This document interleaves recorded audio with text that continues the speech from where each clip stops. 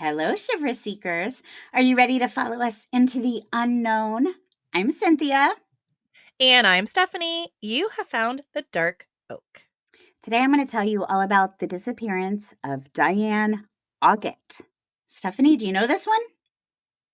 I don't. Augat. I don't even think I recognize that last name. It'd be interesting to see if I recognize the case as you get into it. I wanted to bring it because it's not really highly covered. And for as creepy as it is, and it's pretty creepy, I think it's strange that it's not covered more. So it might be one you've not heard of. Ooh, it sounds like it's going to be perfect for Oktoberfest. There's definitely some dark, macabre uh, things that happen in this case. Speaking of macabre, has anybody checked out the Edgar Allan Poe inspired throw quilt, which I just posted a picture of on social media? I know I have. It's beautiful. If you have not seen this throw quilt that Stephanie made with her own hands, you have got to go over to it's on our Instagram, right? And our Instagram and Facebook. Yep. Facebook. Stephanie's holding this beautiful quilt that she made, and that is the grand prize for our Oktoberfest giveaway for all of our Patreon members. That's right. That's right. So it's the topper. And then on Facebook, I also posted a picture of what the back is going to look like. So now I'm in the magical process of making it into a quilt. But you guys, you can see everything on there. It's got black cats. It's got snakes. It's got little black cats with bat wings. Oh, It's got little poison bottles. It's got the poem, The Raven, with a skull. Guys, chef's kiss. it's beautiful. It's perfect. It's It's beautiful. perfect. And And I'm so glad to put it in one of your hot little hands very soon. that's right. And we covered the story of the life of Edgar Allan Poe during last year's Oktoberfest. So it really is Yep. like this perfect callback. It's just perfect. And if you would like to win that quilt, all you have to do is be a member of our Patreon. We have two tiers. We have a $5 tier and a $10 tier. You can go on patreon.com and look us up, The Dark Oak, and see what each of those tiers gets you. If you're part of the $5 tier, you get one entry. If you're part of the $10 tier, you get two entries. And if you are a part of our Patreon and you refer a friend, and your friend says, hey, so and so referred me, then both you and your friend who just joined our Patreon will get an additional entry. So you have the possibility of getting up to 3 entries for this amazing, beautiful handmade quilt. I can't think of any cooler giveaway that I have ever seen a podcast do than a handmade quilt made by one of the podcast hosts. Come on. That's awesome. I love how it came out. I love all the coordinating fabrics and yeah, I mean, we already talked about the possibility of having to make additional ones for you and for me. I will And insist upon it. I will insist upon it. But I think it's fantastic and we've gotten a lot of great feedback about it. And again, I don't know, I feel like there's something so special about something that you've made with your hands, being a gift to somebody else. And I just love that. And our heart is always for our community. And I just love this. Me I too. love that we got to make this and it's going to be a great giveaway. So, guys, you can enter all the way up to the end of October 31st. So you have a chance to join our Patreon all the way up to October 31st. So if you're just hearing this, you're not too late. All the way through October 31st. We will do a drawing at that time. And keep checking back for our social media. Our Instagram is the Dark Oak Podcast to get pictures of it as it's. Excuse me a minute. I'm going to cough again. My cough is better. Not all the way there. Cynthia, you're not allowed to make fun of me for my coughs because, I won't you this still time. have guilt from the last time you Yeah. made fun of my coughs. Give me just a moment. There we go.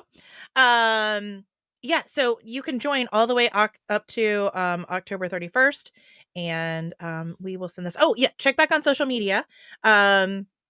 Because we're going to make that topper. We're going to secure it to the back and we'll make our little signature from the dark oak, and there you go.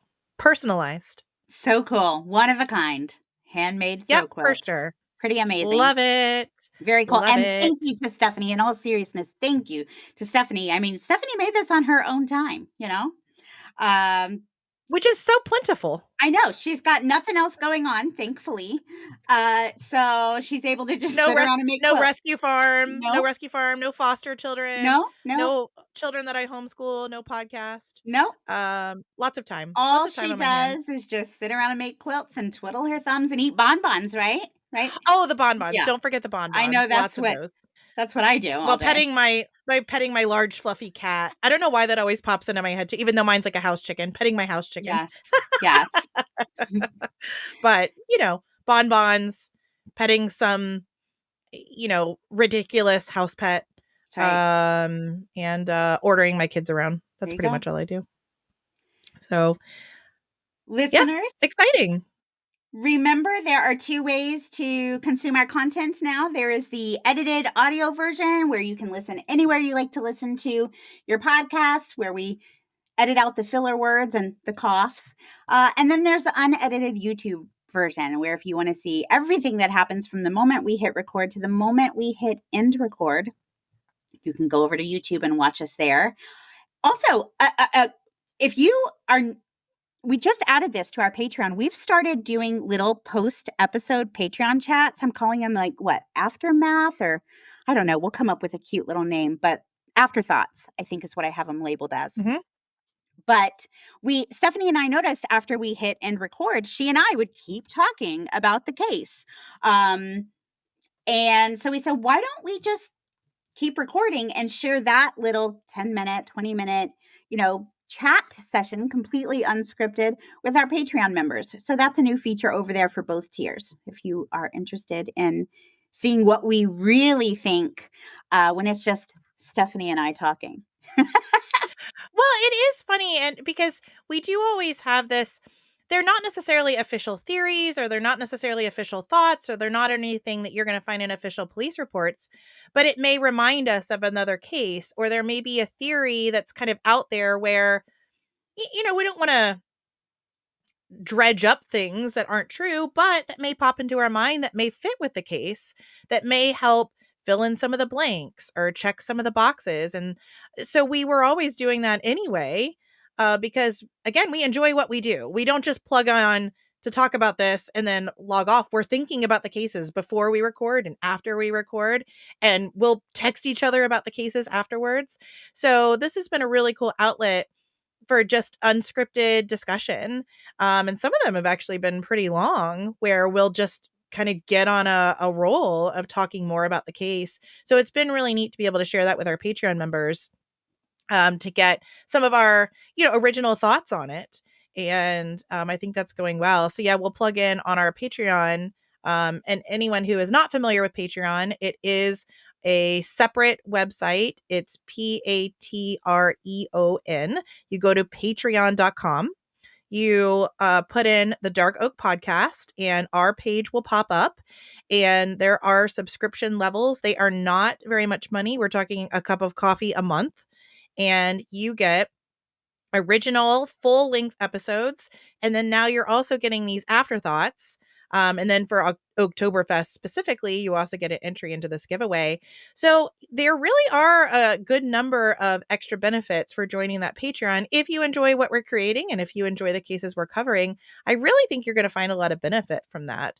And then obviously the big incentive for us is not only does that communicate to us that you like what we're doing, but Cynthia and I have been very clear that our branch of hope is one of our biggest motivators in completing this podcast.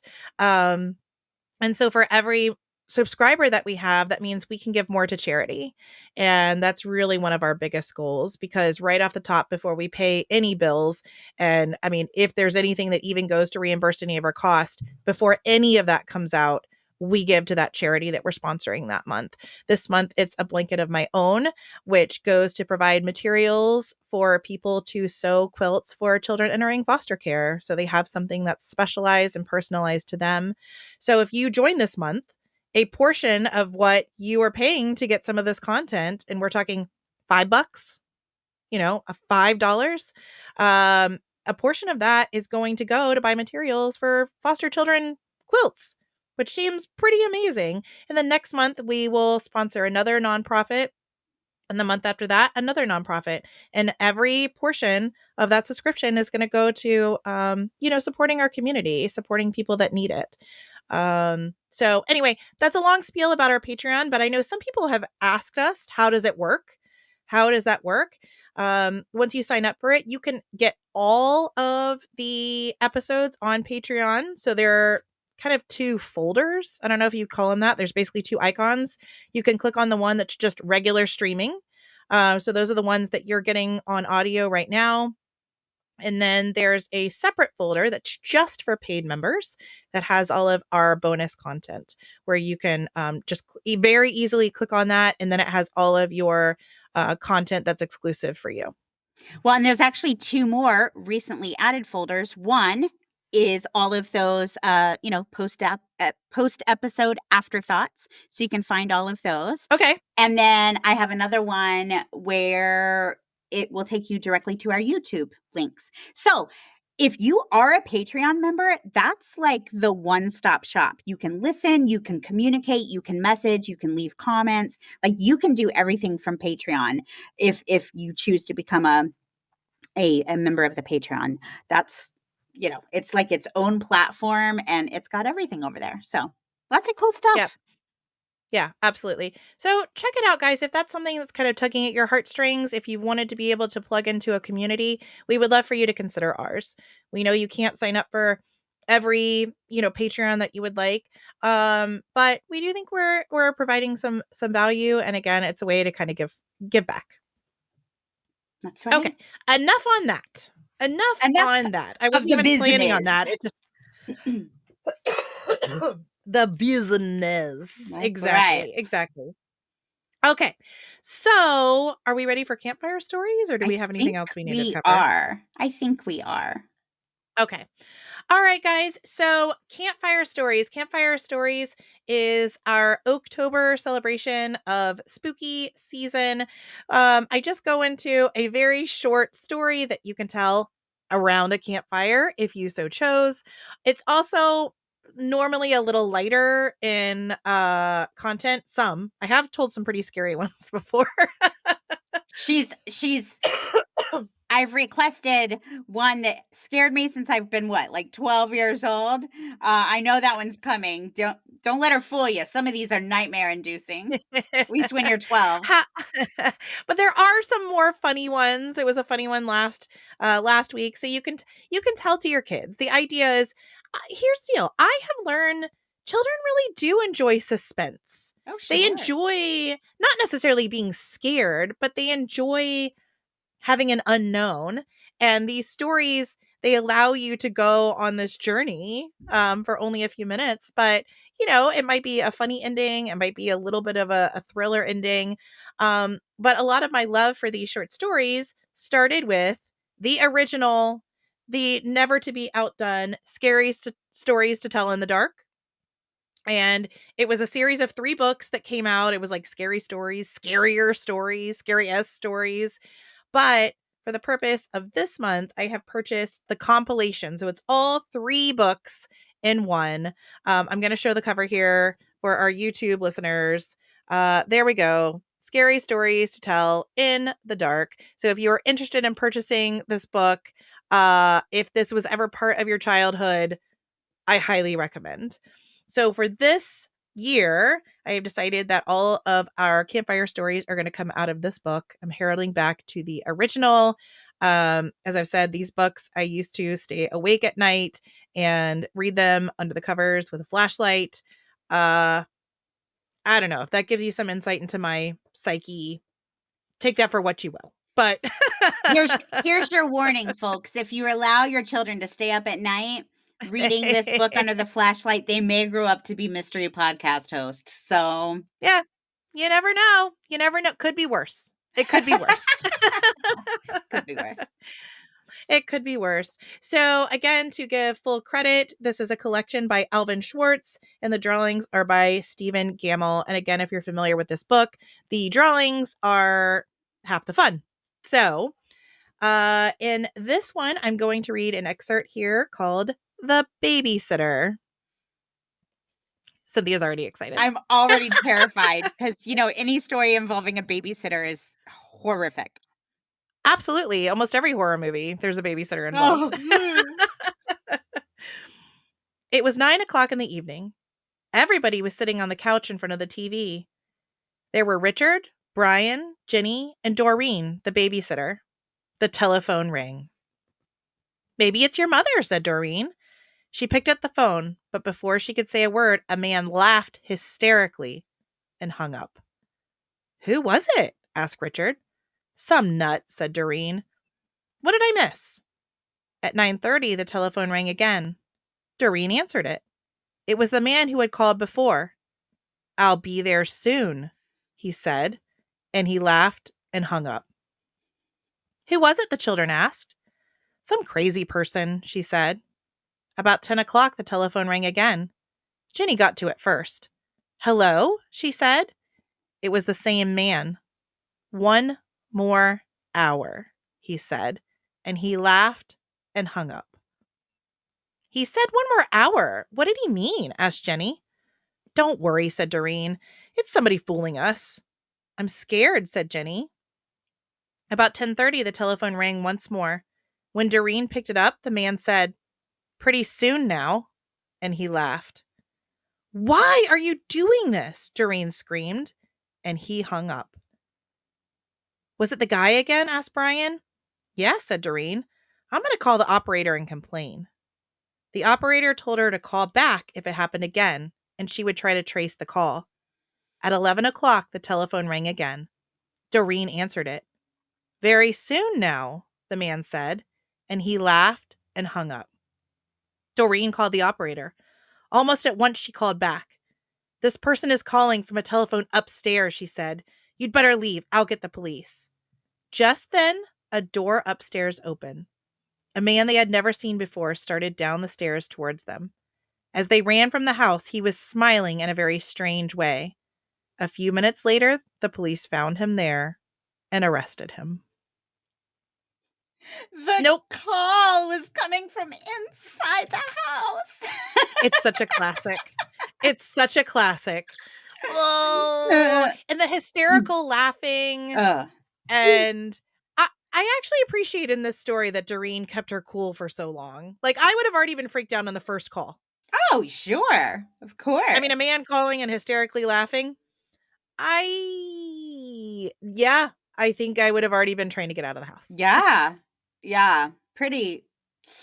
I had chill bumps. I mean, here I am, 43-year-old woman. I've heard them all before, and I had chill bumps at the very thought. Yeah. So again, this was our intro into all things. Excuse me. I am on antibiotics now. This is unbelievably better than it has been the last 3 weeks. So I'm getting there. But man, when your body gets worn down, it takes a long time to pull back out of it. So I'm sorry about all the coughs, guys. I'm really hoping next week I'm going to be fit as a fiddle. Poor Stephanie has really been so incredibly sick and still making this podcast happen, as well as all the other things. So, good job, Stephanie. I mean, like, in all seriousness, Thank you. like, Thank you, friend. powering through. Yeah, Thank you, friend. There's some determination there. Oh, well, a lot of it is motivating because I want to hear about your case today. So tell me. Okay. So I wanted to bring today's case. It's the disappearance of Diane Augat. I wanted to bring it for a few different reasons. First of all, it's not, like I mentioned, it's not super highly covered, and I think it could potentially be solved one day. I don't think that's out of the realm of possibility. So I think it's a good one to raise awareness for. But it's not your standard missing persons case. There's a lot of kind of creepy stuff that happens after Diane went missing. So it definitely kind of fits in with that Oktoberfest spooky vibe. So I thought it was just a really good one to bring for you today. So let me get into it. This is the story of the disappearance of Diane Augat. Diane Louise Young was born on February 21st, 1958, to parents James and Mildred Young. Diane was one of three children. She had both a sister and a brother. Diane spent her early childhood in New York, but the family eventually moved here to Florida, where they settled down in the Tampa area. And for those of you not familiar with Florida, Tampa is about, would you say, 2 hours southwest of where we are here in Central Florida? Yeah, roughly. I mean, you could get there at, fairly reasonable amount of time. But yeah, a little bit further from us. The way I drive 2 hours, Stephanie could probably do it in an hour and a half. Yeah, I was like, wow, 2 hours. That's generous. Stephanie knows that, like, I don't like to drive. So, Yeah, Cynthia's like driving Miss Daisy. I mean, everywhere she goes. yeah. That being said, I feel very safe when my kids are with her. Oh, yeah, you know it. When Diane was in her early 20s, she married a man named Frederick Augat. And by all accounts, the couple was living a fairy tale, a real life fairy tale. Or at least it seemed to start out that way. The couple had three children, and just like her own parents, she had two girls and a boy, which I thought was kind of cool. Diane became a stay at home wife and mother, which she loved. And she was known for keeping a really impeccable home. She was a really good homemaker. She enjoyed it. And I've seen over and over again how the Augat home was always really tidy and beautiful and perfectly put together. It was something Diane really took a lot of pride in. And all I can say is, oh, teach me your ways. Seriously, I'm like, goals. Right? Goals. Because I do a lot of things for my family, but no one would ever say my house was impeccable. All I know, and I've seen this meme before, I didn't make this up, but man, it struck my soul. It was like, my house is far too dirty for as much cleaning as I do. I say that to my husband at least every other day. Yeah. Like, for as much effort as I put in, my house should be better than just mediocre. Yeah. Yeah. Just livable, just passable. But Diane must have known the secret. So she was really good at it, and she really enjoyed it. She took Good pride for her. in these Good kind for of her. I love that. things. Yes. So for several years, it seemed like things were going really well for Diane and her family. But as we've discussed many times here at the Dark Oak, a person's mental health is every bit as important as their physical health, as their emotional well being.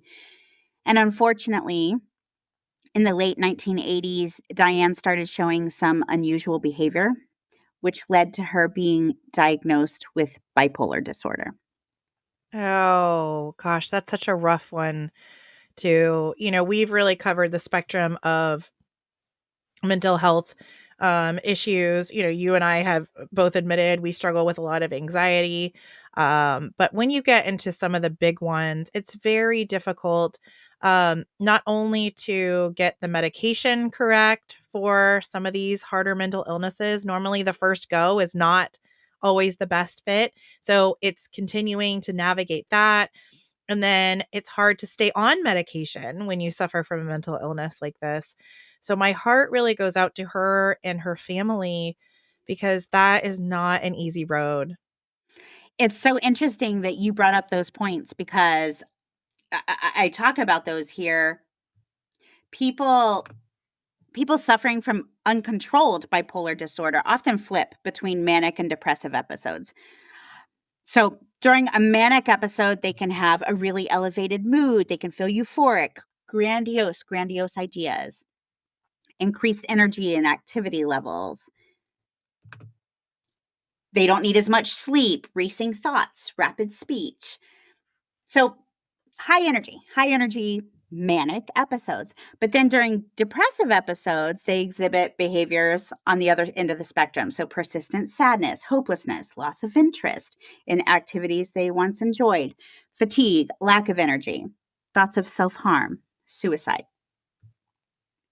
So I mention all that because, like you said, I can only imagine, I can only empathize how hard that must be to have all of that going on in your brain. Like that would just be so scary. Life is hard enough without those issues. It actually reminded me of, this is not directly related, but it literally reminded me of this. So have you been watching I'm sure you haven't, Ryan Murphy's new monster anthology on Ed Gein? Okay, it's been recommended to me a few times. I feel like I'm saving it to watch it closer to Halloween. Oh, Oh, it's not good? I can't say it's not good. I enjoyed it. Okay. It is a very, very hard watch. Very hard Oh, watch. okay. Now, Ryan Murphy does that, in my opinion. Ryan Murphy, he does all the American Horror Stories and Sure. Nip Tuck. I don't know if you ever watched that, but Yeah. so here's the line of what's appropriate, things we would say out loud, and he always crosses it. Oh, So, okay. and it's definitely a dramatization. This is not like, there's a lot of stuff that is not factually accurate at all. Okay. Very big Good to know. dramatization, but it's rough. Okay. At least once during every episode, I was like, I cannot watch this. And yet I did. E. I powered Okay. through. So You took one for the team, Cynthia, and I I did. appreciate that. I did. I made it through. And here's the thing. And I'll tell you, I made it through for the acting. The acting is incredible. Okay. Incredible.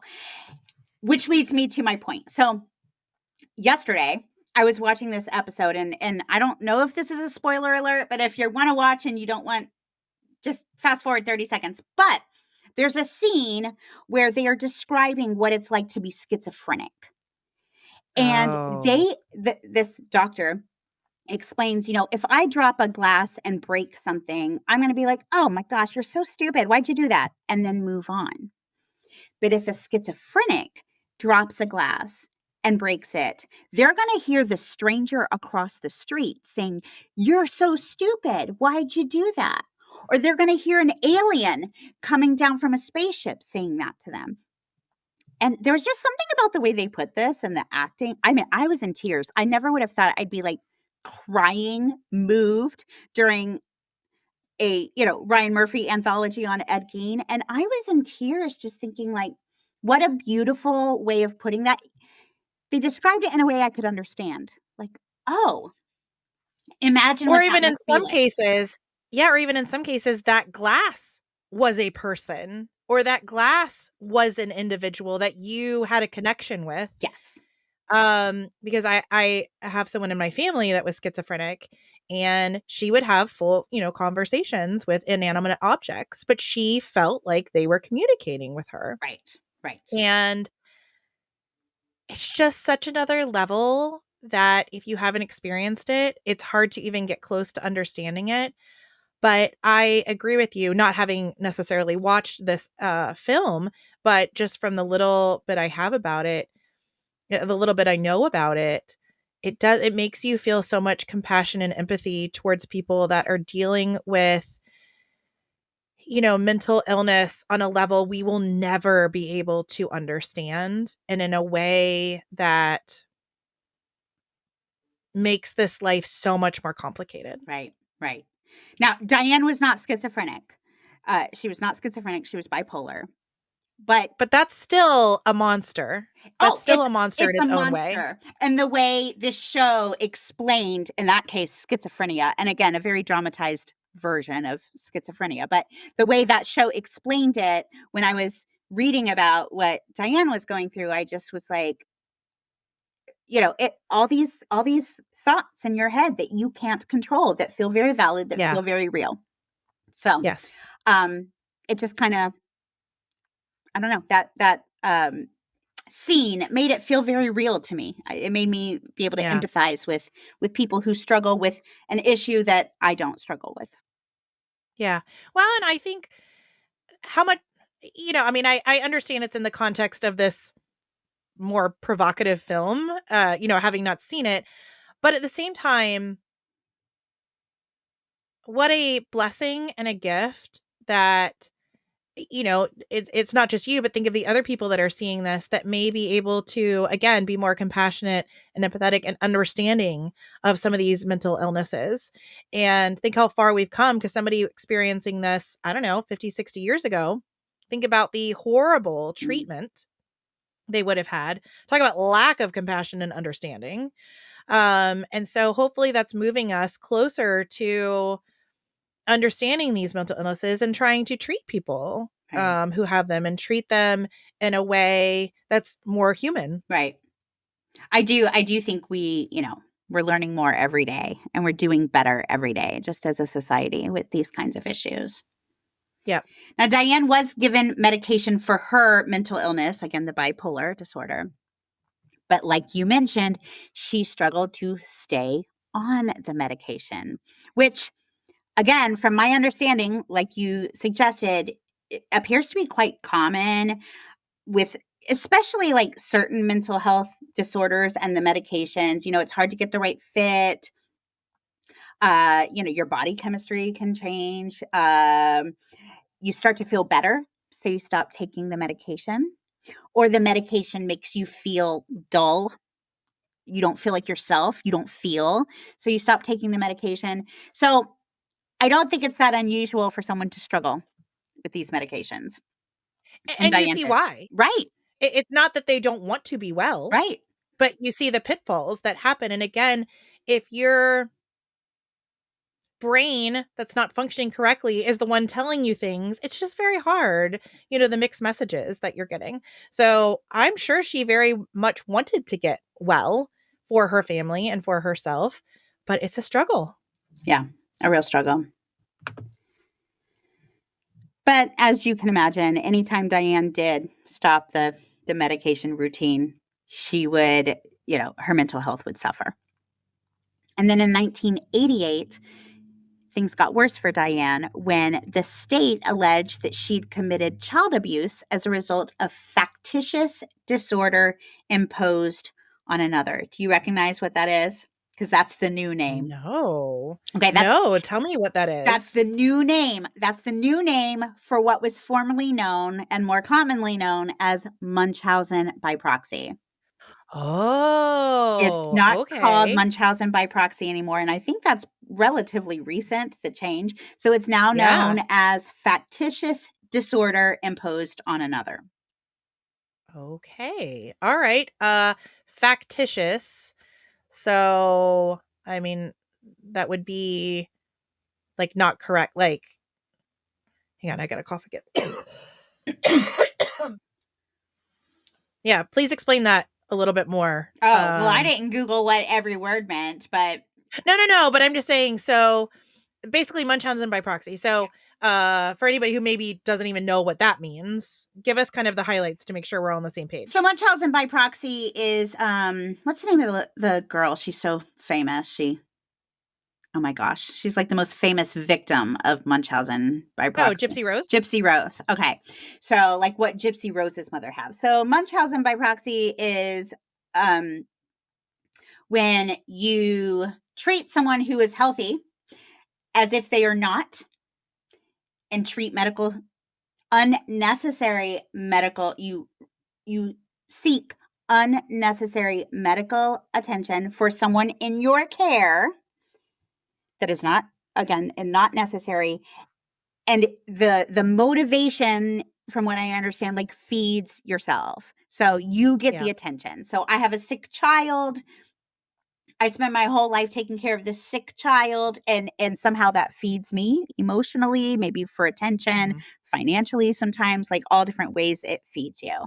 So what the source material said Diane did specifically was she was seeking excessive medical care for her children that wasn't necessary. Now, I will say, in her case, the charges were dropped. She was acquitted of the charges. So I don't know that she actually did them. They may have even been proven false, but so those charges were dropped. Well, and in her situation, what if she was going through a manic episode and she manifested something? She Sure. genuinely thought they were having issues. She wasn't making them up, but her brain convinced Sure. her Sure. there was something going on. So I think I think in her case, it had to have been very multifaceted. Oh, sure. I do not get the impression from anything I've ever read or seen about Diane that she was in any way abusive, meaning to maliciously Maliciously abusive. trying to harm her children. Right. Yeah. I mean, not knowing any more than you've told me, I can see how that would fit, where maybe just in one of her manic episodes, Sure. something was happening where she thought something was wrong. Right. Right. So she was acquitted of the charges, but the damage had been done. Her children were removed from her care. Oh, how damaging that must have been. I mean, Very. obviously, if the children needed to be removed for their safety, I condone it. But how damaging that must have been for her heart Oh, yeah. to know that she caused it, whether she did it knowingly. Well, obviously, she did it knowingly, then that's a different situation, but it just doesn't sound like that fits. Right. So that must have been very difficult. Oh, to have you as a mother, as a parent, but I can speak as a mother, to have your children taken from you. I mean, Hard. yeah, yeah. So, yeah, really, really sad situation. And it was the beginning of a real dark place for her. In 1991, Diane and Frederick divorced. Frederick obtained custody of the children. And again, this Yeah. He did what he had to do. he did. But as we discussed, this was absolutely devastating for Diane. And again, it was really the beginning of this vicious downward spiral. So Diane began drinking heavily. She started experimenting with drugs, and her lifestyle landed her in and out of jail and mental health facilities for the next several years. Now, here in Florida, we have something called the Baker Act, which I probably should have known this, but I didn't realize like the Baker Act isn't federal, it's state. So in Florida, the But Baker I assume the majority of states have something similar, though, I'm sure they right? have Maybe it's just something called something similar, else. but I did Google, is there like a Baker Act equivalent? And Baker Act is just Florida.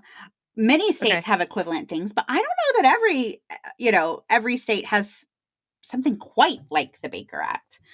Okay. Well, then maybe explain it for all of our non-Florida Right, listeners. right. So the Baker Act is a law that allows for involuntary assessment, treatment, and commitment of individuals who are experiencing mental illness and cannot provide for their basic needs, or people who are a danger to themselves or others. So, knowing what the Baker Act does, Diane was Baker Acted at least 32 times, with her last known involuntary committal happening in 1998 when she was 40 years old. Wow. Wow. And when you're Baker acted, you're not necessarily taken to the best facilities sometimes. So sometimes just having some experience with people I was close to, that's difficult. I mean, a lot of times you are taken to a facility where you can get very good help. But a lot of times, if you're someone who doesn't have a lot of resources, who doesn't have family intervention, who doesn't have a good support group, I mean, you're essentially kind of like halfway house type situation. Um, gosh, It, poor Diane. it's so sad because again, this is involuntary, and of course, it's meant for her own good. Like the Of course. motivation is there and it's good, but that just wouldn't be a place I would want to be. Like just how awful to be in a place where you have to be Baker acted 32 times. And she's already a prisoner in her own mind. Just You rough, know, rough, rough. rough. Oh man, this is a sad story, Really Cynthia. sad. It's really sad. And it's not going to get better. I'm just going to warn you now. So, Diane's last known involuntary committal happened in 1998 when she was 40 years old. And this time, when Diane was released from the facility, she was released into her sister Deborah's care.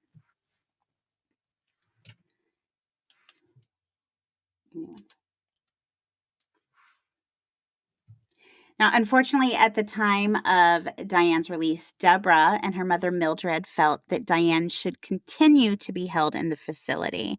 And we see that a lot, I think, just in general, where, the loved ones of a person says, please, They're not ready. They're not well. They're not well. Don't release them. But for whatever reason, the facility can't hold them. So this was one of those situations where her family really did not believe she was in a place where she should be released.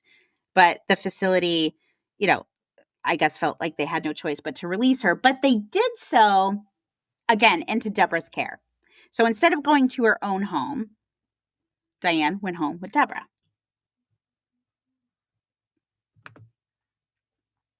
Deborah's home was in Hudson, Florida, which was about a 30-minute drive from Diane's home, which was in Odessa. Now, on April 10th, 1998, which was Good Friday, and just 2 weeks after she was released from that mental health facility for the last time, Diane and Deborah were having a normal Friday morning. And because of this, Deborah felt comfortable leaving Diane home alone while she went to a doctor's appointment.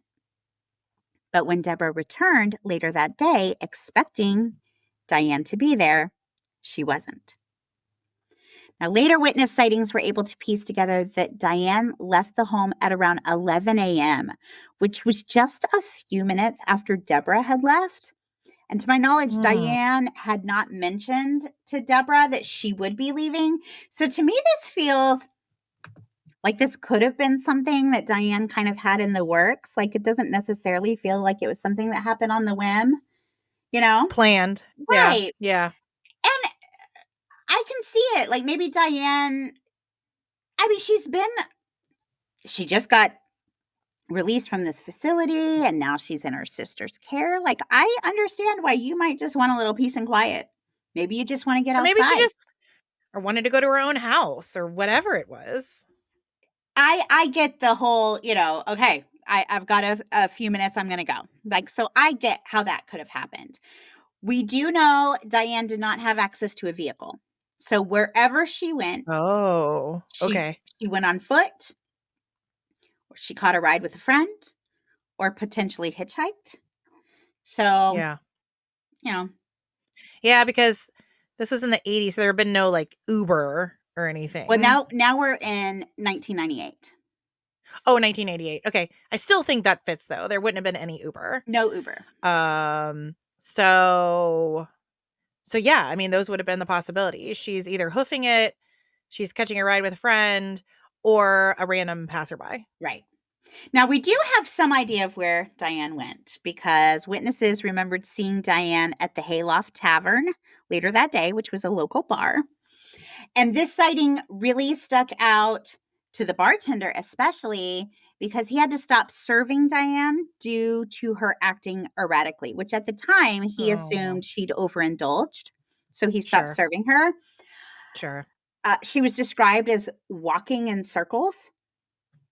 Ooh. So definitely some. Don't like don't like to hear that. Right, right. Now, knowing what I know about Diane, I don't know if this was a result of having too much to drink or perhaps she was experiencing some confusion as a result of Yeah. a mental health episode. We really don't know. But either way, she was not in a good place. And she wasn't allowed to stay at the bar and continue to drink.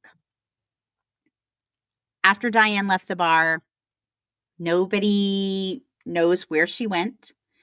We know she Mm. did not go back to Deborah's house, but nobody really knows what happened to her. Her family reported her missing the next day. And obviously they're worried, right? I mean, they're worried enough, they're concerned enough that they're going to file a missing persons report. But as you might be able to imagine, given her history, this wasn't the first time Diane had gone quiet for a few days and, not Yeah. contacted her family. Yeah. She'd done it before, but the previous time she'd only stayed gone and quiet for a couple of days at most. And it was usually Sorry. I yeah. just wow. There we go. It usually happened when she wasn't taking her medication. So you can see how those Sure. things would coincide. Sure. But this time, several days went by with no word from Diane until April 15th. So 5 days after she left Deborah's home. That's when her mother, Mildred, received a horrifying message on her answering machine. Oh, no.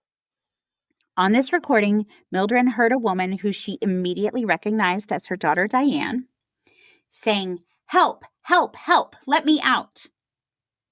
Then on the recording, there's like a lot of background noise. It sounds like maybe an altercation of some sort.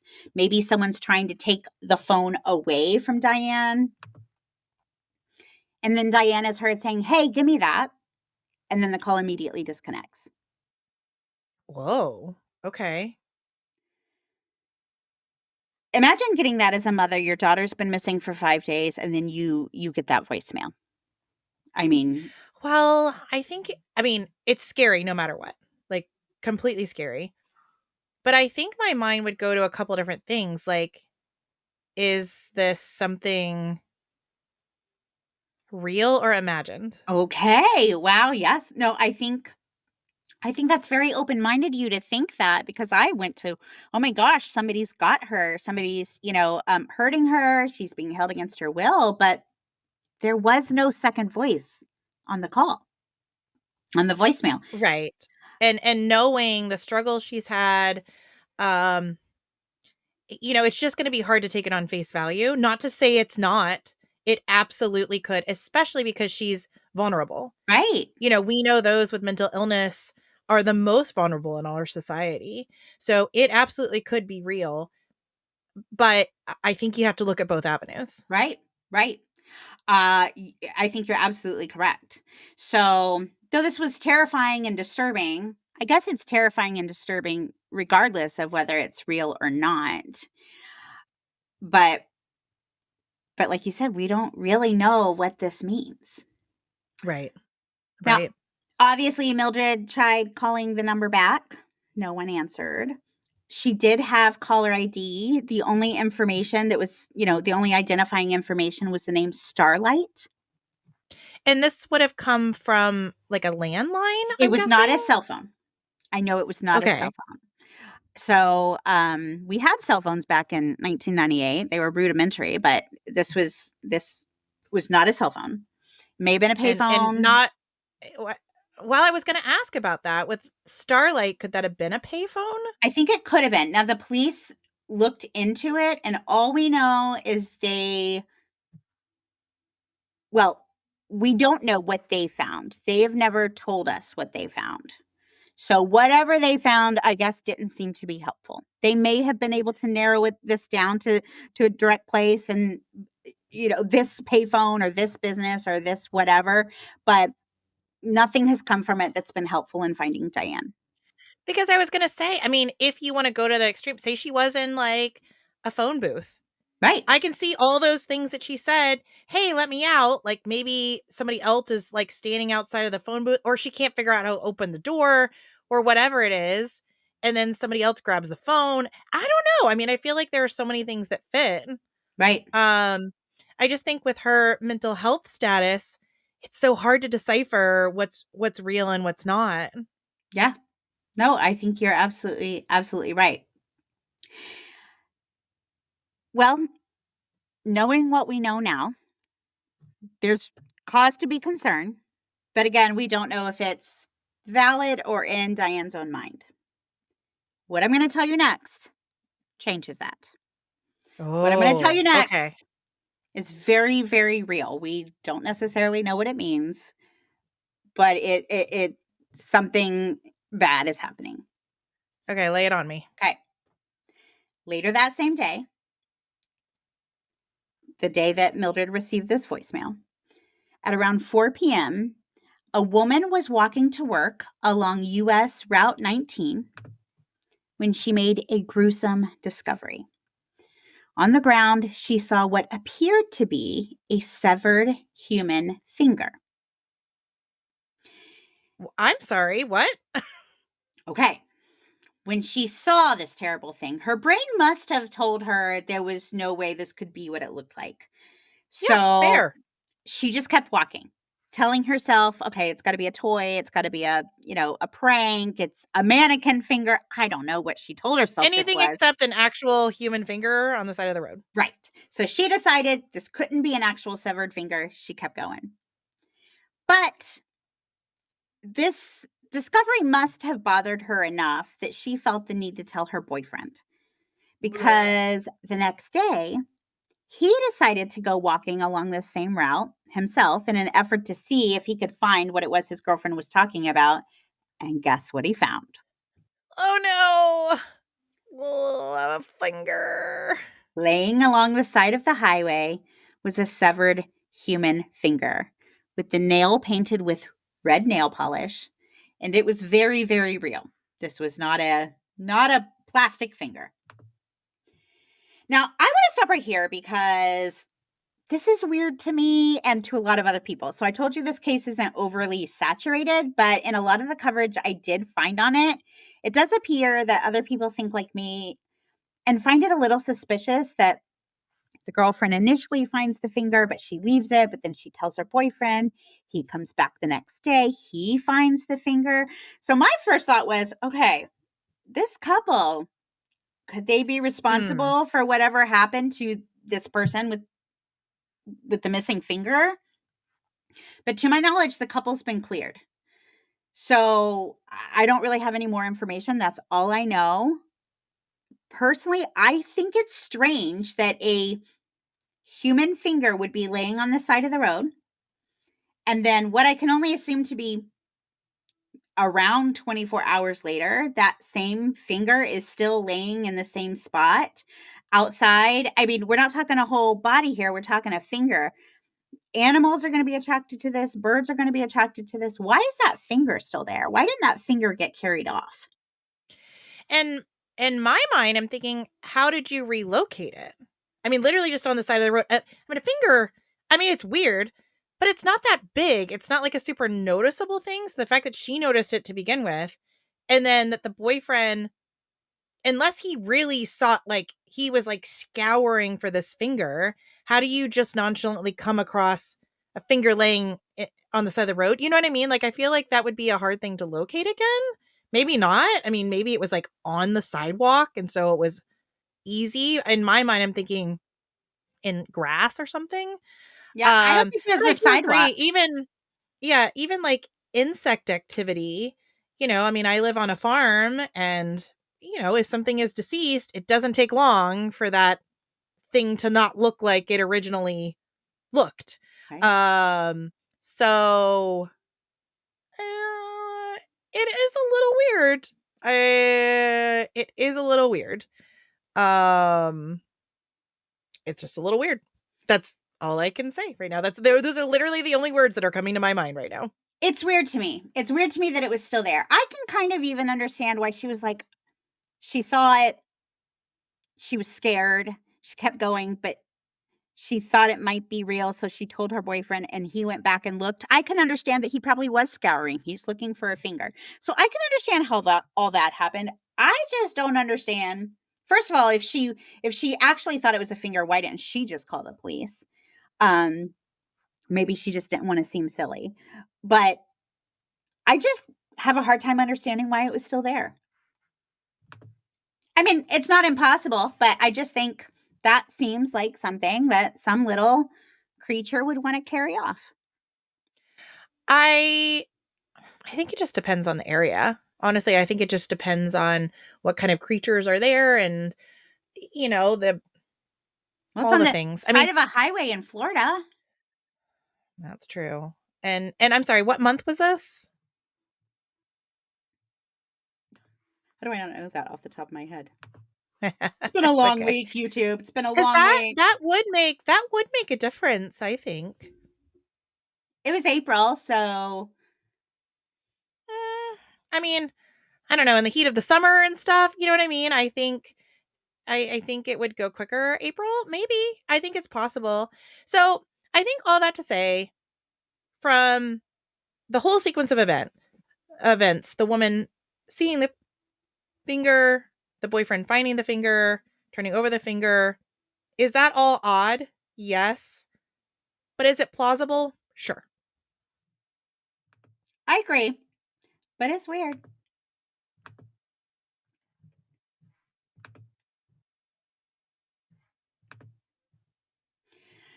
So, obviously, what do you do when you find a finger? They call authorities. First question is, okay, whose finger is this? So, the first thing Pasco County Sheriff does is they compare it to previous arrest records that they have, and it didn't take long for them to find a match. This finger belonged to Diane Augat. It was the middle finger, it was the top third of her middle finger. I've actually seen both her right hand and her left hand, so I'm not sure which hand, but one of her middle fingers is missing. Now, Okay.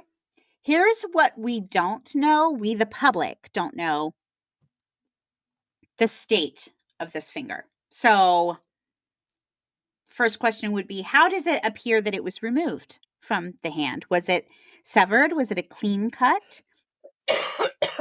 Sure. That was actually going to be one of my questions is, does it look like it was taken off? Does it look like it fell off? Does it look like it was yanked off? Like, Right. that does make a difference. It does. And I don't have that information. I do not have that information. Because of course the first thing I think of when I find that, when I hear that severed body parts of a missing person are found, I'm thinking, okay, obviously somebody is just chopping them up. Like, they're being, Well, the word severed to me means cut, right? It's not yeah, a dislocated finger. It's not right, a finger. I mean, it's severed. I mean, well, I guess just means separated. But to me, I conjure up, the cutting off right. of a finger. I don't know. So I just kind of I think I interpret that as like removed. So a severed finger is yeah, just removed no, from the you're right. hand. You're right. But Maybe I just watched too many horror movies. impossible. But no, I don't know how it was removed. So all that to say, it could have been torn off. It could have been cut off. It could have been bitten off. Who knows? We don't know. Oh, Authorities know. We okay. don't know.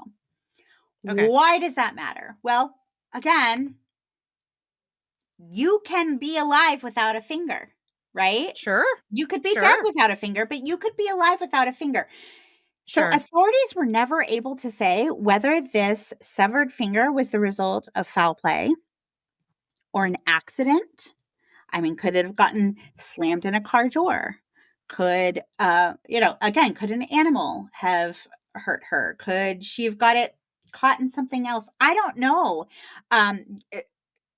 If she's out, living kind of like a vagrant type lifestyle for these few days, like who knows what kind of situation she may have found her in.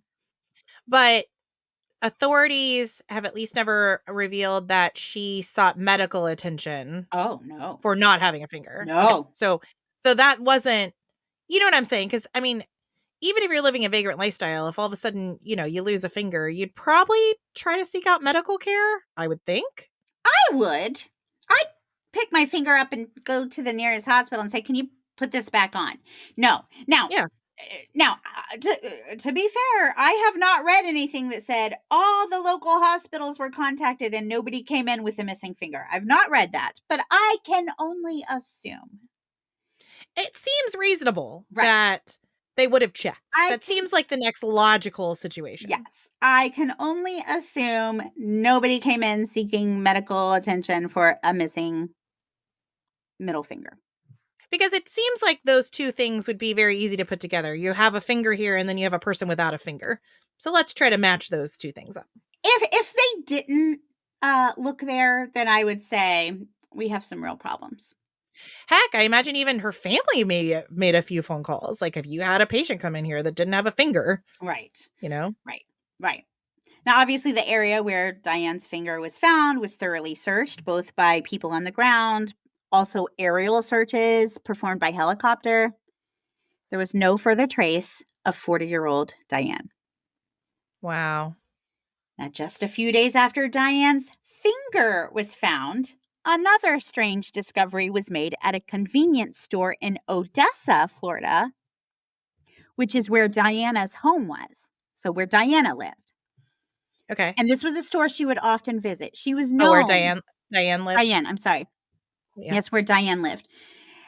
And this is a store she would often visit. She was known to the manager and the clerks who Yeah, works there. okay. They had a Yeah, yeah. friendly, relationship. Yeah, sure, sure.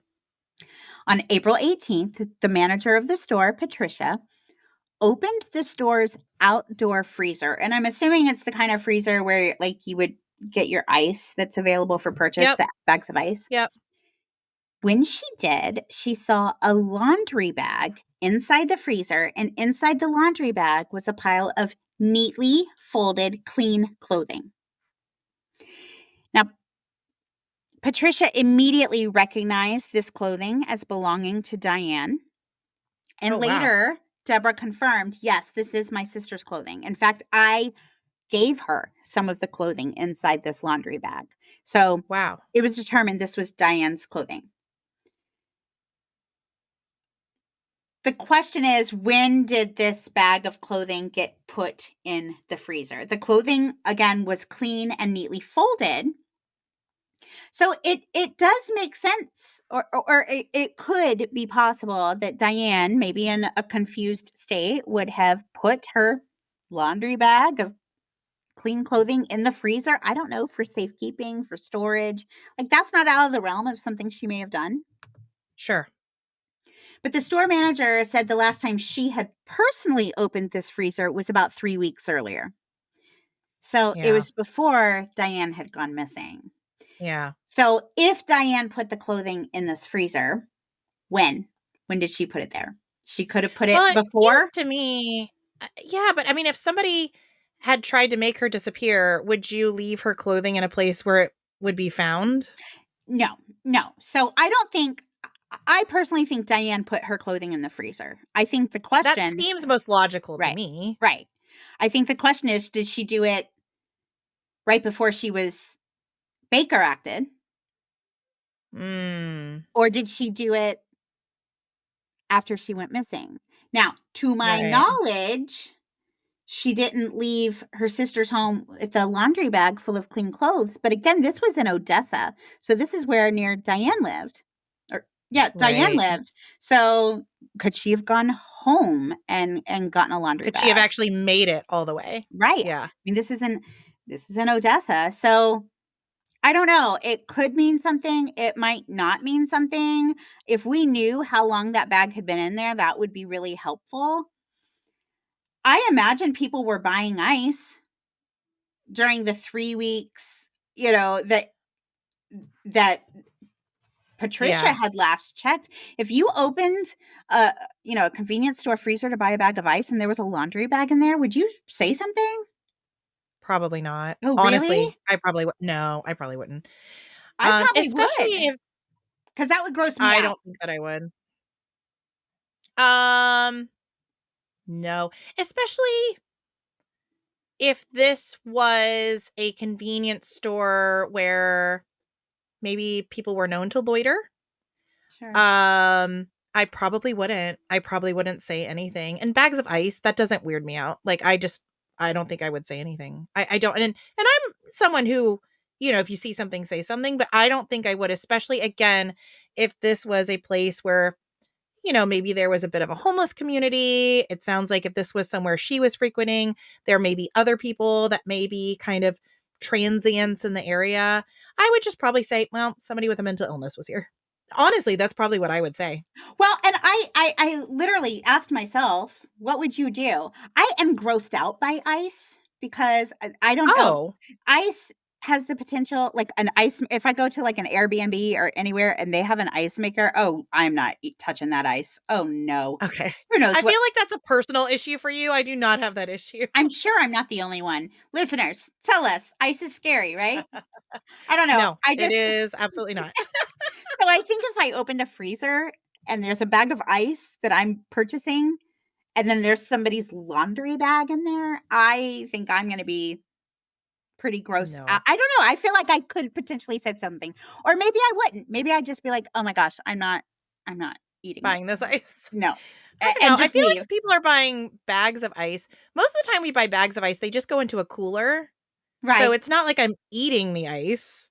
So Yeah. I don't know. Maybe that's why I don't think too much more about it. Like to me, I consider it kind of almost like dirty ice. Like I use it for keeping things cold, but we don't consume that ice. So maybe that's Yeah. different. I don't know. But it sounds like you have an ice thing. And, I mean, Dirty ice. I mean, to me, that's just the perfect. Ice is like dirty. It's dirty ice. I don't know. do you use ice regularly? I do, but you know what? I'll be honest. I don't know that I've ever cleaned my ice maker. It's probably This is really what I'm dirty. wondering. Like, yeah, probably. So gross. So now you are just going to worry about that the rest of the day. At least it's my dirt. I do think there's a difference between my dirt. And for the record, the reason why I've never cleaned the ice maker is because, like, that's a tech thing. That's like, we have like the refrigerator, you press buttons and stuff. If it has buttons, it's tech. That's my husband's department. So I know my husband has cleaned the ice maker. But And there's a filter. You change the filter, we do I'm that, sure. yeah. So Okay, I'm well then you're sure we fine. have You're clean good. ice, but still, a bucket of ice and somebody like dipping, like scooping ice out of a bucket or whatever container to put in their drink. Oh my gosh, gross. Oh, this is fun. I can't wait to invite you to my next holiday party. I know. Well, and you have to do it. It's not like I never do it, Well, what but about like a punch bowl? Is like a punch bowl the same thing to you? is it full of Like if ice? you're dipping punch? No, I different. don't know. Like I'm just saying if you have like, if there's like a container of ice, you wouldn't use that ice in your drink. But what if there's like literally like a punch bowl, like back in the day, like a punch? Would you drink that punch? Okay, so that's different than the ice. Yeah, there's just something about ice. Just, Okay. All right. Well, there you have it, folks. There's yeah. something about ice. I don't know. Maybe because people put their laundry bags in ice freezers. Like that's, Yeah, but it's not like open I ice. know. It's like ice in plastic I bags. know. It's just, I don't know. Okay, it is how it is, folks. It So, just is how it is. all that to say, I might have said something. It definitely Okay. would have stuck out to me. I don't think I would have said anything. Okay. So, we're back to square one. We have no idea how long the clothing has been there. And so therefore it's not helpful really at all, I don't think. No, I agree. Because say she had dumped that in there before she got Baker acted, it would say nothing about her Right, disappearance. right. And then there's also the possibility, a low possibility, as you've mentioned, but perhaps someone other than Diane put her clothing in the freezer. Around the time she disappeared, she had been hanging out with a group of younger people that I guess she was letting stay at her home. And later on, they would kind of loot her home. They would take some of her things. They Oh. were kind of ne'er do wells. They would throw parties when she wasn't around. And I don't think it ended up, being a good thing. So, could they have taken a laundry bag full of her clothes and put it in the freezer? Yes. I don't know why they would, but they could have. Yeah. Yeah. So again, we're back to our big question. Is Diane missing? Is she alive? Is she Yeah. out there somewhere just lost and doesn't even know she's lost? Like, what's happening Yeah. here? Yeah. Over the next several weeks, numerous tips came in from potential witnesses saying they'd seen Diane. And a lot of these were good. They were good, confirmable leads. One person said they'd seen her back on April 11th, which was the day after she went missing, between the 3 o'clock and the 4 o'clock hour, walking along the highway where her finger would be found. So that Mm. sighting, when you take all of the details and put it together, that sighting seemed pretty valid. So it gave Mhm. investigators like another day. So we last heard Sure. from her on the 10th, but she was seen walking on the 11th. So Sure. it gave him a day. A local waitress believes she saw Diane on the same day that Mildred got the voicemail, which helped them to kind of piece together where she may have been. So these tips are coming in and they're kind of confirming what we already believe to be true, which was helpful. But despite the dozens of tips that came in, Diane remained missing and the case went cold. Mm. But then about a year and a half later, Wow. on November 25th, 2000, there was yet another bizarre discovery related to Diane's case. And the timing of it was really weird because just one day earlier, a story had ran where Diane's parents had been interviewed and they were talking about their missing daughter and her strange behavior. The very next day after that story was aired, a woman named Terry Wilson, who just happened to be the girlfriend of Diane's brother, Okay. walked into a Circle K, which is a convenience store, a gas station, along Highway 19, just north of Hudson. And this was another kind of nearby neighborhood that Diane had been known to frequent. While Terry was in this store, she noticed a clear Ziploc type bag laying on top of the lottery ticket counter. The bag appeared to be abandoned. No one was standing around it. And the bag caught her eye because on it, written in black marker, was a name, Diane. Inside this Ziploc type bag was black eyeliner, Taboo perfume, bright pink lipstick, and a generic brand of toothpaste. And something about this bag really struck Terry, and she thought it might have something to do with her boyfriend's missing sister, Diane. So she took the bag back to Diane's family. And right away, there was no doubt in Mildred's mind that this bag belonged to her daughter. The makeup was what Diane would have worn, not just the brands, but the colors too. That Taboo perfume was her favorite. And the tube of generic toothpaste, it was the exact type of toothpaste issued by the mental health facility that Diane had just been in a couple of weeks before her disappearance. Yeah, but would she have had the same toothpaste for a year and a half? Well, okay, that's a great question. But if you're living this kind of lifestyle, are you brushing your teeth every day? I don't know. I mean, that seems okay. Tell me more, because this seems fishy, strange. Okay. I don't know. No, I'm with you. I don't know. I This seems strange to me. Okay, I'm with you. Well, further cementing in Mildred's mind that this bag was definitely Diane's, she said carrying around her belongings in a Ziploc bag was exactly the kind of thing that Diane would have been known to do. And even more so because I guess at the mental health facility, they would hand out like Ziploc type bags Sure, that for the makes sense. patients to use to transport their things. But again, Diane had gone missing like a year and a half earlier. Yeah, Was it even possible that Diane had just been in the convenience store and left her bag behind? that just does not seem reasonable to me. It But seems weird. What about this?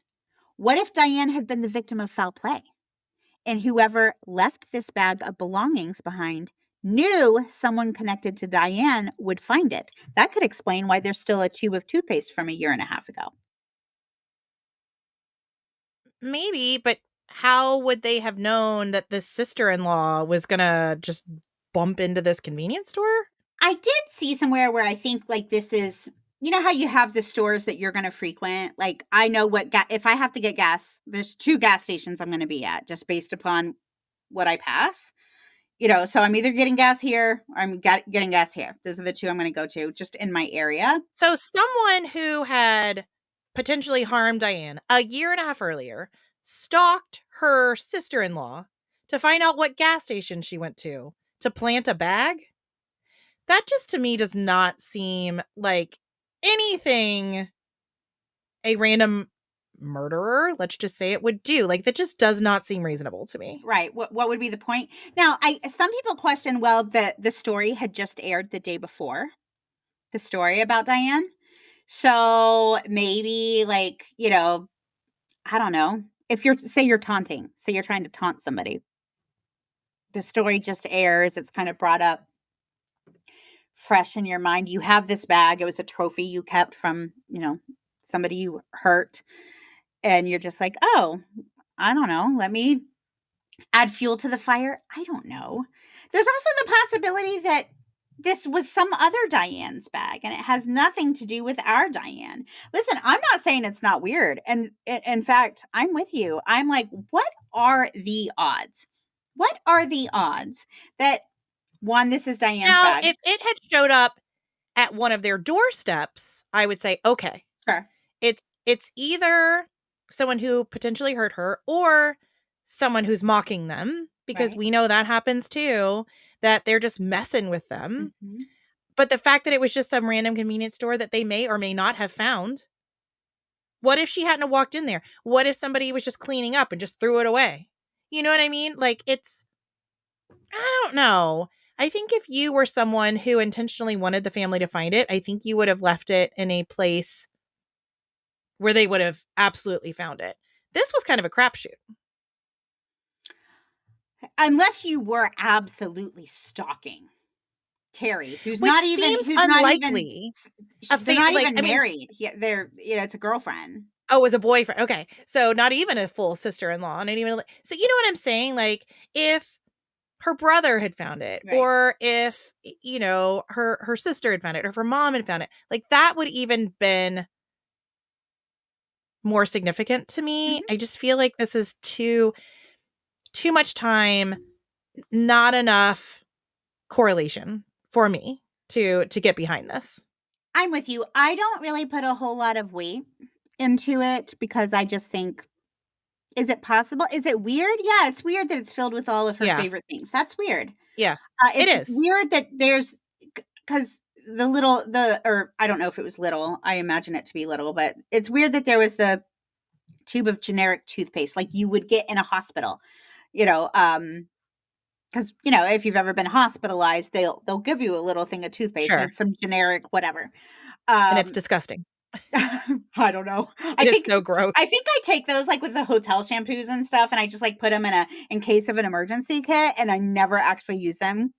No, the toothpaste can go. I will Okay. take my mom has had a couple surgeries over the last year, and so I've stayed in the hospital with her Mm-hmm. overnight, and I always bring my own toothpaste. Oh yeah, As does she, by the way. I'm like, "No, I'm good. I'm good on that." yeah, yeah. No, yeah. But doesn't that make it kind of weird though? So it makes it kind of weird that like the toothpaste wasn't the kind you go and buy in the store. Now maybe you can buy this generic toothpaste in the store. I don't know. I wouldn't even.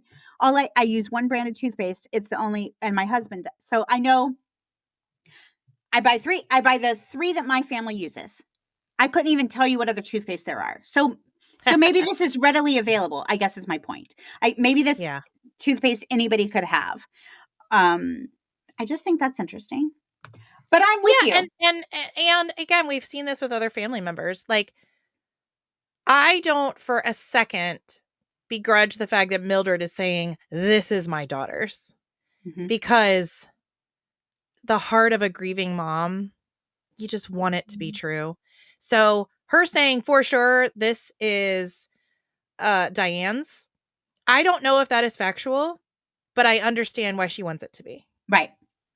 Well, kind of along those lines, I was like, okay, this kind of makes the family look suspicious. Like the family just found this Uh bag.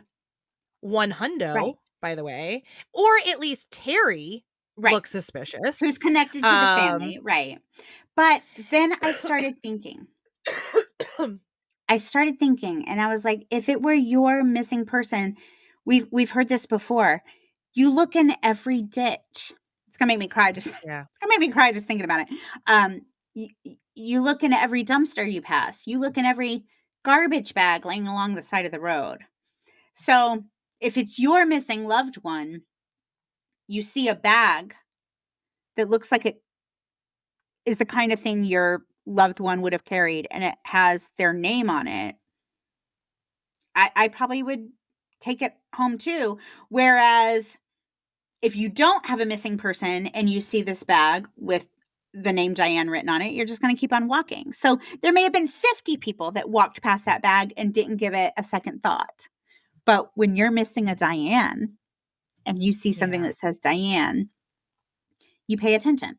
So I went from being like, oh, this is awfully suspicious to actually like, oh, that hurts my heart. I think both could be true. And, you know, we keep referencing this news story that came out, this broadcast that came out. To me, the proximity of finding the bag to the news report would point more towards possibly the family planting it than a bad guy planting it. That's just my opinion. I think you want things to be true. And we've referenced this a few times in missing persons cases, but to go back to Christina Whitaker's situation, her mom constantly saying there are eyewitness reports, but none of them have ever been confirmed. And you do wonder, are they feeling like they weren't getting enough traction, and so now let's just create something that's going to keep Diane in the public eye. And I'm not saying they're wrong for wanting to do that, but this to me reads a little bit more like that direction. Okay. But not because you believe the family has anything to do with her disappearance. More so if the family was behind this bag being found to help keep attention on their loved one's case. Correct. I don't think there's any. I don't think if there is foul play, I don't think it's as a result of the family. I don't think the family did anything, but I think they could be doing it to just, keep Diane's story alive and to keep the search for Diane going. Sure. I can see that. Now, I'm sad to tell you, this is really all we know about what may have happened to Diane Augat. I truly don't know what happened in this case. I think it's possible she's still out there, just given all of the struggles she was having. At the same time, I don't see how she would fare well if she were out there giving all the struggles she Yeah. was having. I feel like she would probably end up being arrested or institutionalized. There's no record of that happening. I feel like her name would have come up somewhere else. Right. And Yeah. if she's really in this area, I mean, I'm not super familiar with Odessa, but I feel like it's not like a huge metropolis. I've been there in Hudson, Odessa, very rural. Okay. Very rural. And so it's not like she could just blend into the big city. Okay. Right. Now maybe Tampa. Maybe Tampa if Maybe Tampa, and Tampa has more of a homeless they do. population. Yep. And so it's possible, and also there's probably more resources in Tampa. Sure. More food kitchens, more soup kitchens, more churches, more places she could get resources.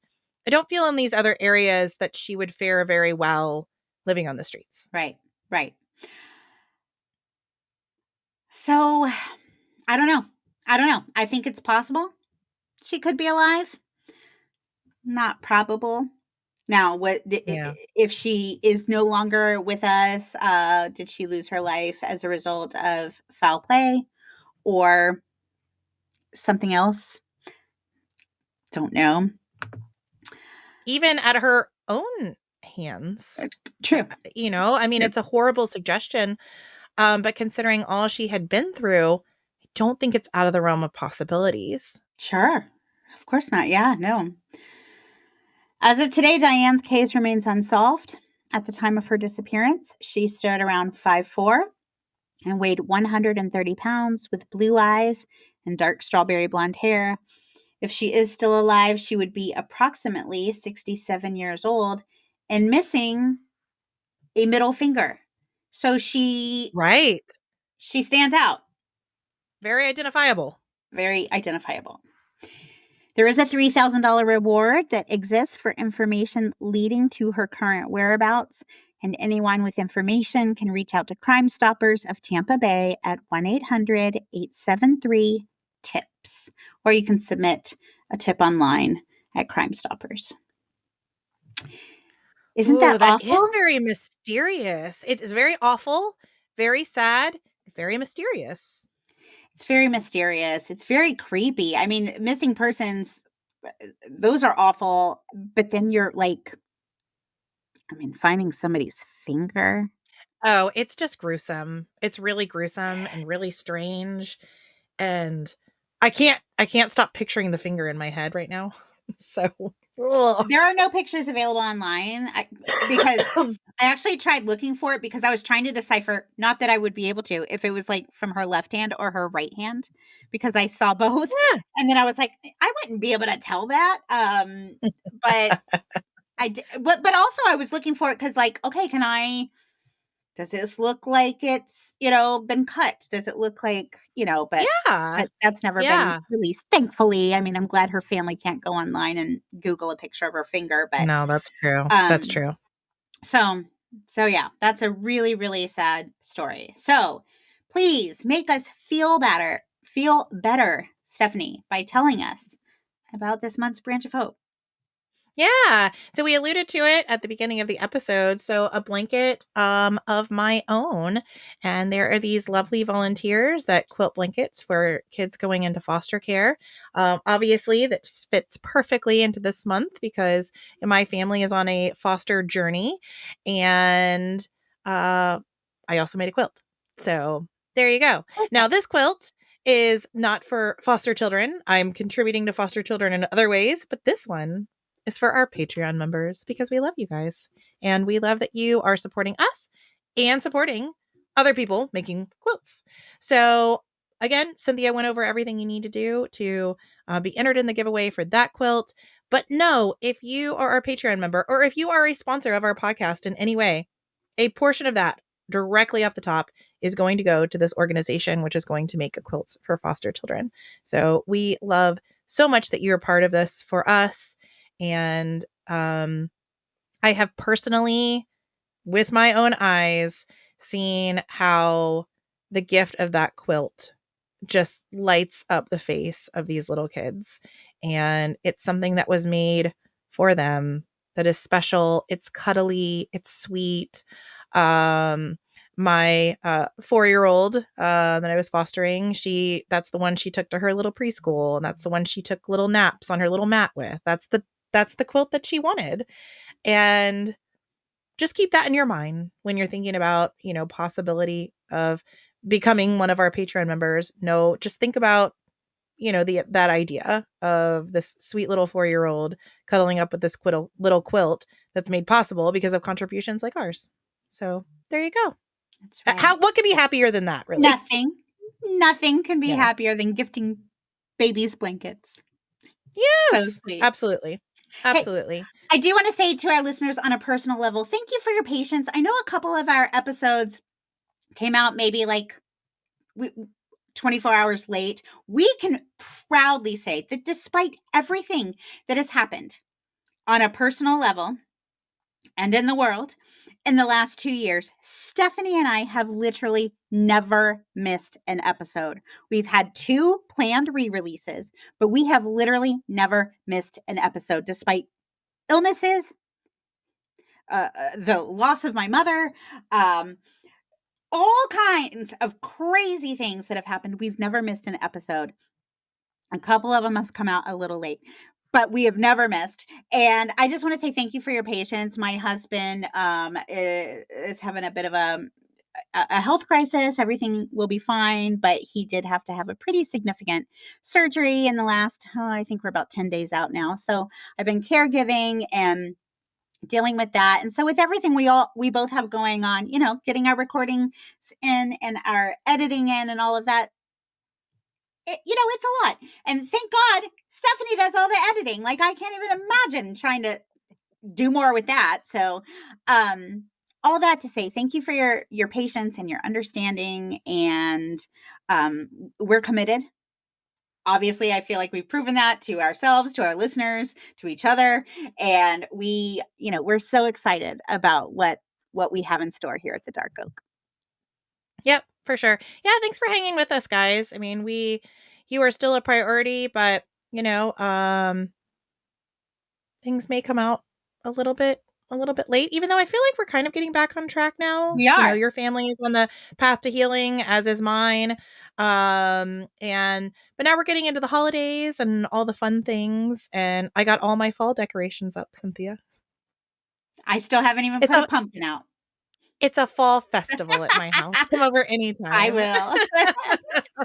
We've got cinnamon sticks and pumpkins everywhere. Oh, I love it. I love it. Oh man. All right, guys, thank you so much for supporting us and for being here for these mystery cases. Hopefully somebody knows something about Diane. I'm not feeling super hopeful about this case, just considering Diane's mental health, but man, my heart really goes out to her family. Thank you for talking about her case, especially because it's not very well covered. I think getting more people um, on the lookout for her is helpful. Right. Well, and it's kind of it's not really local to us, but it's in our state, you know, and Yeah, not so long ago that we couldn't still find answers. So, okay. absolutely. Okay, folks. Well, enjoy spooky season. We'll be back next week with another amazing Oktoberfest episode. Bye. Bye bye.